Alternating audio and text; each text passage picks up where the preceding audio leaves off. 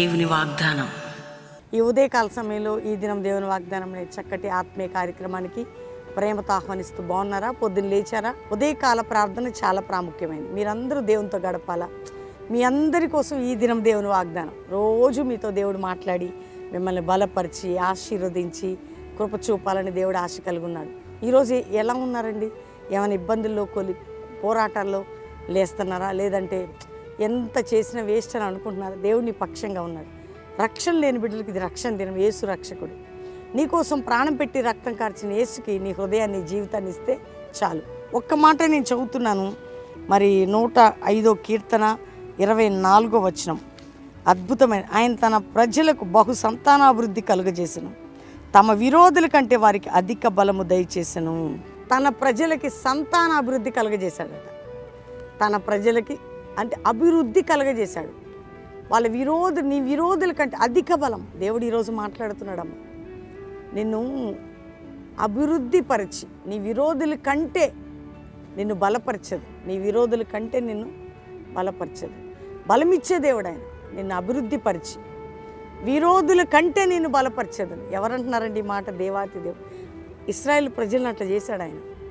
నీ ఇంట్లో కూడా, నీ జీవితంలో కూడా, నీ ఉద్యోగంలో, వ్యవసాయంలో, కుటుంబంలో, ఆర్థిక విషయాలు ఏ దేశంలో ఉన్నా దేవునికి ఇస్తున్న మాట.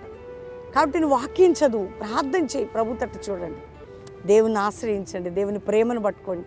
మీరు ఏ విషయంలో బాధపడద్దు. తప్పక నిన్ను అన్ని విధాలుగా దేవుడు అభివృద్ధిపరిచి కదండి నీ విరోధుల కంటే అధిక బలం నీకు దయచేస్తాడు. కాబట్టి థ్యాంక్స్ చెప్పండి దేవునికి. అందరు నాతో కలిసి ప్రార్థన చేసుకుందాం.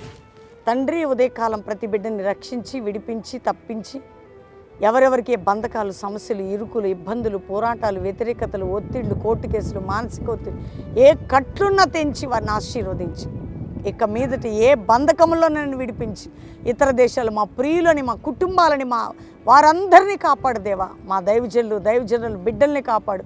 సంఘాలని ఐక్యత, జాషువా జనరేషన్, అపోస్తులకు మినిస్ట్రీ లేవాలి. కల్వరి మినిస్ట్రీని కూడా అభివృద్ధిపరిచి ఆశీర్వదించి అధిక బలం శత్రువు కంటే దయచేయి.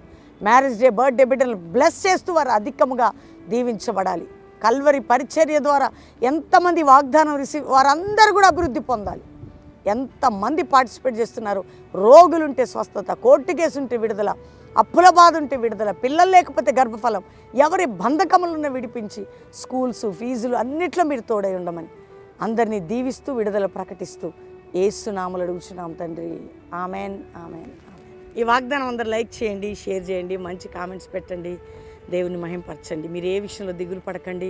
ప్రతిదినం వాగ్దానం మీరు వినాలి, అందరికీ పంచాలి, లైక్ చేయాలి, కామెంట్స్ పెట్టాలి. మరి ఎవరు బెల్లంపల్లి శనివారం జరిగే సర్వీస్కి రండి, పాలు పొంది ఆదివారం ప్రార్థన చేయించుకొని వెళ్ళొచ్చు.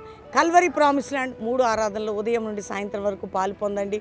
హైదరాబాద్ హయత్ నగర్ దగ్గర.